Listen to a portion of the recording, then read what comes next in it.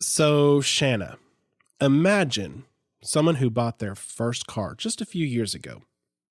They were young, maybe didn't have a long credit history like we've talked about, and they were just so excited to get the keys that they took whatever financing the dealership offered them. Been there. So I think a lot of us have probably been in that same exact situation. You're focused on that car, not the loan. You just want the keys, you want to That's drive right. out. But now, it's 3 years later, they've been making their payments on time, their credit scores improved significantly, and they've heard on the news that interest rates are lower than when they first bought the car. Oh, yeah. And they're probably looking at their monthly car payment and wondering, am I really stuck with this loan for the next 3 years and this car payment, or is there something I can do about it? And that is the perfect question. And I have the perfect answer. Yes. There is often something you can do about it. It's called refinancing. And it can be a powerful tool, not just for auto loans, but for mortgages as well. That's right. Today, we're going to talk about that breakdown and what refinancing is, when it's a smart move, and what pitfalls to avoid.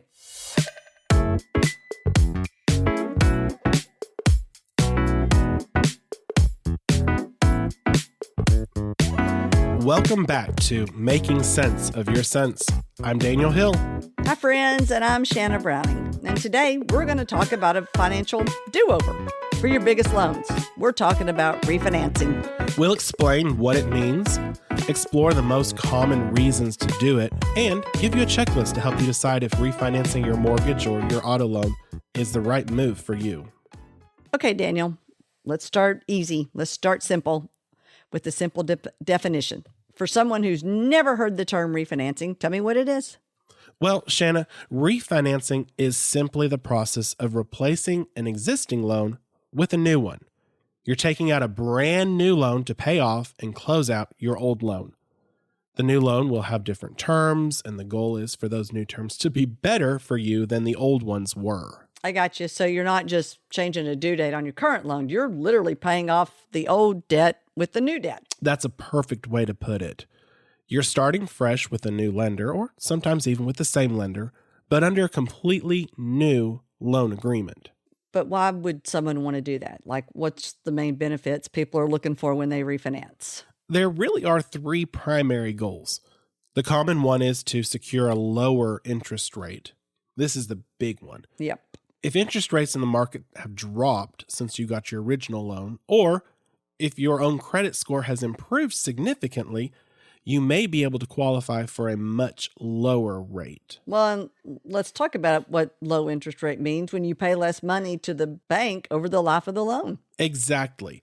It can lower your monthly payment, but more importantly, it can save you thousands or even tens of thousands of dollars in interest, especially on a mortgage. The second goal is to change the loan term. Maybe you want to pay off your house faster. You could refinance from a 30-year mortgage to a 15-year mortgage. Your monthly payment might go up, but you'll be debt-free decades sooner.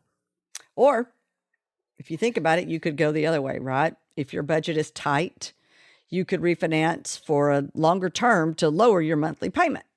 You can, but you need to be very careful with this strategy. While it can provide short-term cash flow relief, extending your loan term usually means you'll pay significantly more in total interest over the life of the loan. The third and less common goal is to cash out equity, which applies mainly to mortgages. This is where you refinance for more than you currently owe on your home, and you receive the difference in cash. People often do this to pay for a major home renovation or to consolidate high interest debt. All right. So I can get that too. So let's go into specific examples, right? So let's start with the one from your story, the auto loan. This is a very common type of refinancing. It is, and it's also a lot simpler and cheaper than refinancing a mortgage. So when is it a good idea to look at refinancing your car loan? Well, there's probably two main triggers of that. The first, as we mentioned, is if your credit score has improved substantially. So let's say you bought your car when your score was 720 and you got a 9% interest rate. Now, 2 years later, you've made every payment on time, you've paid down some credit card debt, and now your credit score is 740. Well, you're in a obviously much better position in a credit tier, and you're likely to qualify for a rate closer to 4 or 5%. And on a $20,000 loan, that difference in interest can save you a lot of money. A lot of money, and that's always the goal. So the second trigger is if maybe the market interest rates have fallen. If you bought your car at a time when interest rates were a little higher across the board, but now the Federal Reserve Board, has lowered rates and lenders are offering better deals, well, now is a great time to see if you can take advantage of that. Absolutely. And we'll talk about Fed rate cuts in future episodes. But what do people need to have ready when they rethink about refinancing? So you're going to need the specifics of what your current loan is, right? So what's your current interest rate? What's your remaining loan balance? How many months are left on your loan? Also, you need to make sure that your current loan doesn't have a prepayment penalty. Oh, that is a key detail. Shanna, what is a prepayment penalty? Well, some lenders will charge you a fee if you pay that loan off early, which is exactly what you're doing when you refinance. You're paying off old debt with new debt. So it's less common on auto loans than it used to be, but check your original loan documents or ask your lender. If there's a prepayment penalty, you have to do the math to make sure the money you're saving from the lower interest rate is more than the fee you have to pay.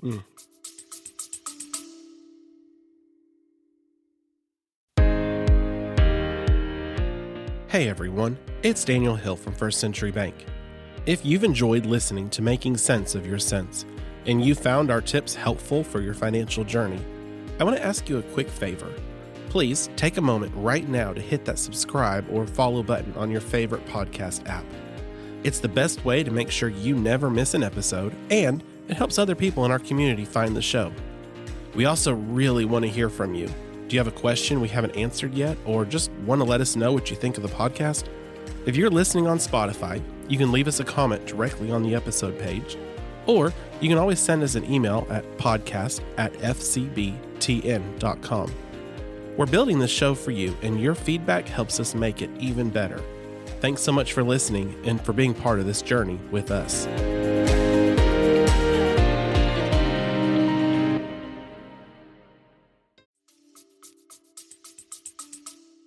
That's good. All right, Shanna, let's talk about the big one, refinancing a mortgage. The potential savings here can be life-changing, but the process is also more complex and expensive. It really is, because you're talking larger amounts. So unlike an auto loan, which might have a small application fee, refinancing a mortgage comes with closing costs, just like when you bought the house. And these costs can include appraisal fees, title insurance, a loan origination fee, and they typically amount to 2% to 5% of the new loan amount. So I will tell you, my experience is if you are lowering your payment 1%, it's a good time to refinance a house. That's good. That's really because good. that will cover your closing cost. Yeah. Because on a $200,000 refinance, you could be looking at closing costs of $4,000 to $10,000, and that's a significant amount of money. Right? It's a significant amount of money, and it is. And that's why it's the most important calculation you need to do when considering a mortgage refinance is your break-even point. So, Shanna, how do you calculate that? Well, it's a pretty simple formula. You just take your closing cost and you divide that by your monthly saving. Your monthly savings from that new lower payment, right? So, for example, if your closing costs are $5,000 and your new mortgage payment is $200 less per month, your break-even point is 25 months. So that's the $5,000 divided by the $200. So it will take you 25 months just to recoup the cost of doing the refinance. Yes, it does. That's exactly right. So this means that refinancing only makes sense if you plan to stay in the home for longer than your break-even point. If you think you might sell that house in 2 years, in this example, you're going to lose money by refinancing. What a crucial piece of the puzzle. So what's a good rule of thumb for when to even start looking at a mortgage refinance? Well, a common guideline is what we kind of just talked about. If you can lower your interest rate by at least 1 full percent point. So the example of that's going to be if your current mortgage rate is at 6.5%, and now you see rates are being offered around 5.5% or lower, well, there's your 1%. That's a good signal to start running the numbers and seeing if it makes sense for your situation. Again, keep that break-even point in mind. This is such a complex topic, but what a good breakdown of what to look for, what steps to do. The key is that refinancing is a tool, and you have to do the math to see if it's the right tool for your specific situation, which brings us to this week's actionable tip.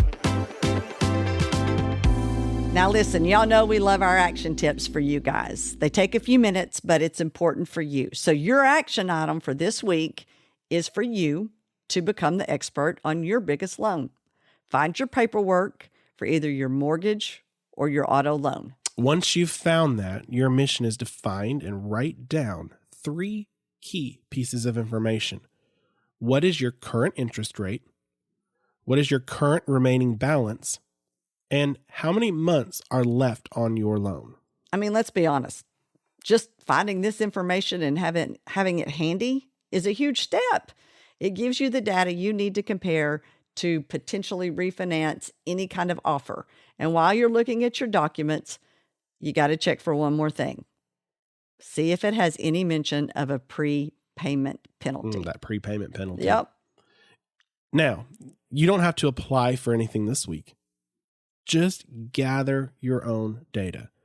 Knowledge is the first step to making a smart financial decision. And this one simple action will put you in the driver's seat. Right? Knowledge is power. And it's empowering you with that information. And speaking of information, next week we're going to be talking about a big one you hear in the news quite a bit, the Fed. We'll explain who they are and what it means for your wallet when they change interest rates. For Shannon Browning and our entire team, I'm Daniel Hill. Thanks for listening. And always remember to subscribe so you never miss an episode. Go out and make sense of your sense.